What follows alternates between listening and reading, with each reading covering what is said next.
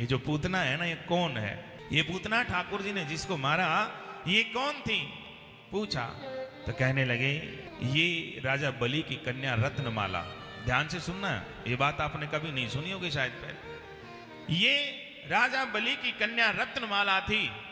राजा बलि के यहां जब भगवान वामन का रूप बना करके गए थे तो राजा बलि की कन्या वहीं खड़ी थी।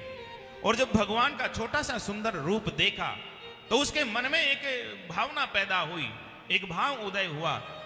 उस राजा बलि की कन्या रत्नमाला ने कहा कि हे भगवान, ऐसा पुत्र तो गोद में आ जाए सुंदर सा, तो जीवन आनंद से भर जाए। भगवान ने सुन लिया उस समय कि ये मुझे पुत्र के रूप में देखना चाहती है और मैं इसकी मनोकामना जरूर पूर्ण करूंगा। इसलिए ध्यान रहे, हम कभी भी भगवान से मांगे तो सोच समझ करके ही मांगे।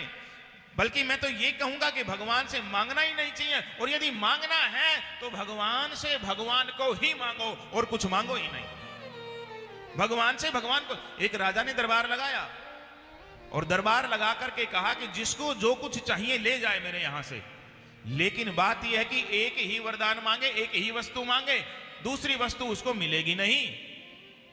तो किसी ने हाथी मांग लिया, किसी ने घोड़ा मांग लिया, किसी ने जमीन मांग ली, किसी ने राज्य मांग लिया आधा, किसी ने धन मांग लिया, किसी ने मोहरे, किसी ने असरफियां, किसी ने कुछ।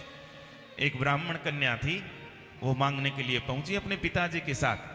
ध्यान से सुनना, सुन रहे हो ना ध्यान से? वो ब्राह्मण कन्या अपने पिताश्री के साथ पहुंची। उसने कहा कि पिताश्री, राजा से मैं भी मांगूंगी। राजा के सामने पहुंची। राजा ने कहा कि मांगो, लेकिन ध्यान रहे कन्या, वस्तु एक ही मांगनी है, एक ही चीज मिलेगी। बोले ठीक है प्रभु, लेकिन आप मुकरना मत, मैं मांगूंगी एक ही वस्तु, आप मुकर न जाना। राजा ने कहा कि मैं मुकरूंगा क्यों, जब मैंने बोला कि एक वस्तु मैं दूंगा, आप पाने के अधिकारी हो, मैं दूंगा आपको, मेरा संकल्प है। तो उस ब्राह्मण कन्या ने कहा कि मैं मांग रही हूं, आप मना न करना। कहने लगे हाँ, दिल खोल करके मांगो, लेकिन ध्यान रहे एक ही वस्तु। उस ब्राह्मण कन्या ने कहा कि राजन, मैं आपको पति के रूप में पाना चाहती हूं, एक ही वरदान, केवल एक ही वरदान, मैं आपको पति के रूप में देखना चाहती हूं, पति के रूप में प्राप्त करना चाहती हूं। वचनबद्ध है राजा, पत्नी के रूप में स्वीकार किया। अब बताओ राज्य किसका हुआ? बोलो, उस कन्या का हुआ कि नहीं? वो घोड़े, हाथी, सब मोहर, अशरफियां, सोना चांदी किसका हुआ? उसी का हो गया। लेकिन हम उसके हो जाएं, फिर सब कुछ हमारा हो जाएगा, हम उसके हो जाएं। इसलिए कहा किसी ने, तू करता वही है जो तू चाहता है। ध्यान से सुनना, तू करता वही है जो तू चाहता है, लेकिन होता वही है जो वो चाहता है। तू करता वही है जो तू चाहता है, होता वही है जो वो चाहता है। तू कर वही जो वो चाहता है, फिर होगा वही जो तू चाहता है, जो तू चाहता है। अर्थात भगवान की मर्जी में अपनी मर्जी हम मिला दें, भगवान की इच्छा में हम अपनी इच्छा मिला दें, बस फिर वही होगा जो तू चाह रहा है। उसकी मर्जी के आगे किसका जोर चलना?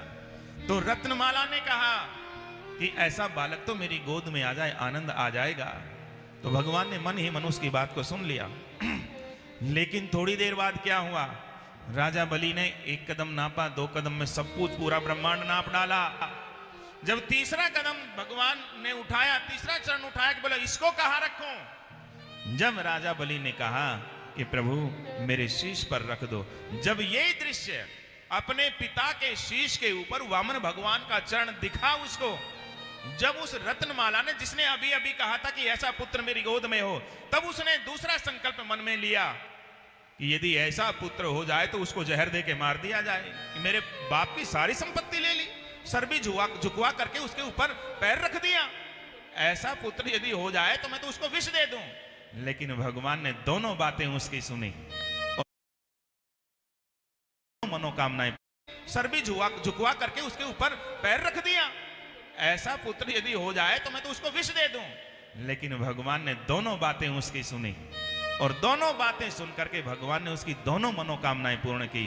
पुत्र रूप बन करके गोद में भी आए भगवान, और गोद में आने के बाद और विष का पान भी किया और पूतना का उद्धार कर दिया। बोलिए भक्तवत्सल भगवान की जय।